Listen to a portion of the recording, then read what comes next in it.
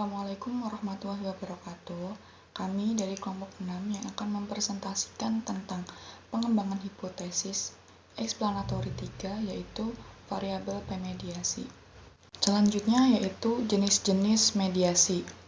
Yang pertama adalah mediasi sederhana atau simple mediation. Kedua adalah mediasi sempurna atau complete mediation.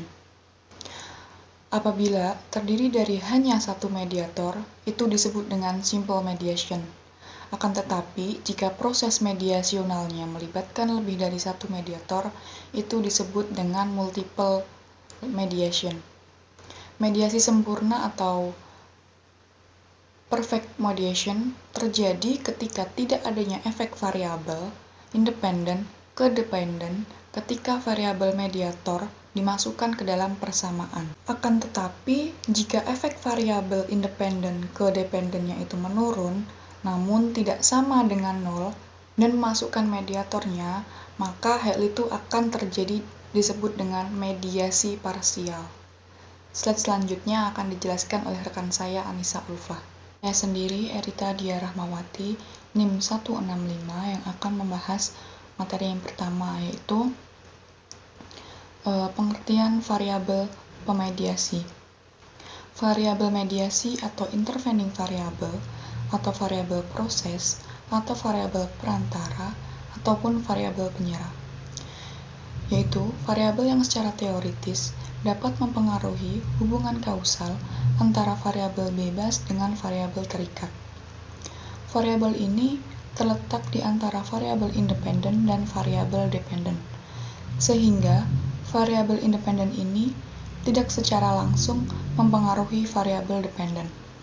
Variabel ini juga bersifat hipotetikal, yang artinya secara konkret mempengaruhi pengaruhnya tidak kelihatan, akan tetapi secara teoritis dapat mempengaruhi hubungan antara variabel bebas dan variabel tergantung yang sedang diteliti.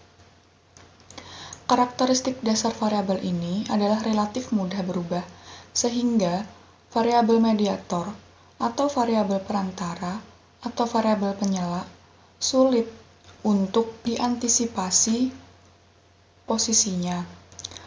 Berada di luar garis penghubung antara variabel independen dengan variabel dependen. Akan tetapi, ia juga mudah dipengaruhi oleh variabel independen dan ikut mempengaruhi variabel dependen.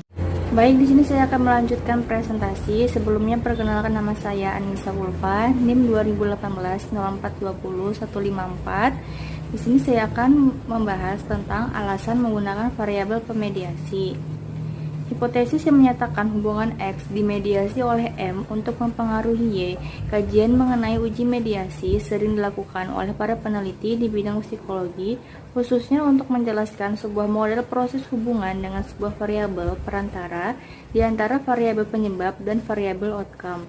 Karena secara sederhana, variabel mediasi ialah variabel yang menjadi perantara hubungan antara independen variabel ke dependen variabel, serta dalam satu modifikasi situasi, efek moderasi hubungan yang diamati mungkin berbeda pada tingkat yang berbeda dari suatu variabel ketiga. Dalam situasi kedua, variabel ketiga memberikan suatu penafsiran yang lebih jelas tentang hubungan antara dua variabel. Sebuah interpretasi yang lebih jelas dapat diperoleh dengan menjelaskan proses kausal antara tiga variabel atau dinamakan hipotesis mediasional. Menurut Baron dan Kenny dalam Latan 2012, terdapat 3 syarat yang harus dipenuhi untuk menunjukkan adanya pemediasi. Syarat yang pertama yaitu ada korelasi signifikan antara X dan M. Syarat yang kedua, ada korelasi signifikan antara M dan Y. Syarat yang ketiga, hubungan antara X dan Y melemah, manakala M dimasukkan dalam model. Pengujian hipotesis mediasi salah satunya dapat dilakukan dengan prosedur yang dikembangkan oleh Sobel dan dikenal dengan uji Sobel. Baik, materi selanjutnya akan dijelaskan oleh teman saya. Assalamualaikum, nama saya Nurmala Sri Dianti, NIM 168, akan melanjutkan presentasi dari teman saya. Tujuan variabel moderator adalah menjelaskan hubungan antara 4 dan D5 4 berpengaruh tidak langsung terhadap D5 melalui variabel moderator. Misal gaji itu 4 berpengaruh positif terhadap pendidikan variabel moderator, dan kemudian pendidikan berpengaruh positif terhadap pemeriksaan kesehatan. Bila pengaruh pendidikan dihilangkan, maka hubungan antara gaji dengan biaya pemeriksaan kesehatan tidak ada. Hipotesis H1 X berpengaruh positif terhadap M. H2 M berpengaruh positif terhadap Y. H3 X berpengaruh positif terhadap Y. H4 M memediasi hubungan antara X terhadap M. Selanjutnya akan dijelaskan oleh teman saya. Assalamualaikum warahmatullahi wabarakatuh.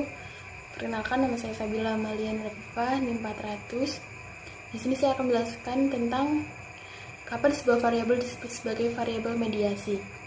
Dalam analisis regresi, terkadang peneliti menemukan adanya hubungan tidak langsung antara satu variabel dengan variabel lain. Terdapat satu variabel yang memperantarai keduanya. Variabel perantara inilah yang disebut mediator atau intervening. Maka dari itu, seorang ahli yaitu Baron dan Kenny pada tahun 1986 menyebutkan bahwa suatu variabel disebut mediator jika variabel tersebut ikut mempengaruhi hubungan antara variabel prediktor atau independen dan kriterior dependen. Model mediasi memiliki hipotesis bahwa variabel independen mempengaruhi variabel mediator yang pada gilirannya mempengaruhi variabel dependen. Selanjutnya yaitu contoh hipotesis. Contoh hipotesis yang pertama yaitu jika minat terhadap tugas meningkat, maka kinerja mengerjakan tugas tersebut akan semakin meningkat. Variabel independennya yaitu minat terhadap tugas, dan variabel dependennya yaitu kinerja dalam mengerjakan tugas, serta variabel interveningnya yaitu proses belajar. Terus ada hipotesis kedua. Contoh hipotesis kedua yaitu layanan yang baik mempengaruhi kepuasan pelanggan. Variabel independennya yaitu layanan yang baik, variabel dependennya kepuasan pelanggan, dan variabel interveningnya yaitu kualitas jasa atau produk. Sekian presentasi dari kelompok 6. Kurang lebihnya mohon maaf. Wassalamualaikum warahmatullahi wabarakatuh.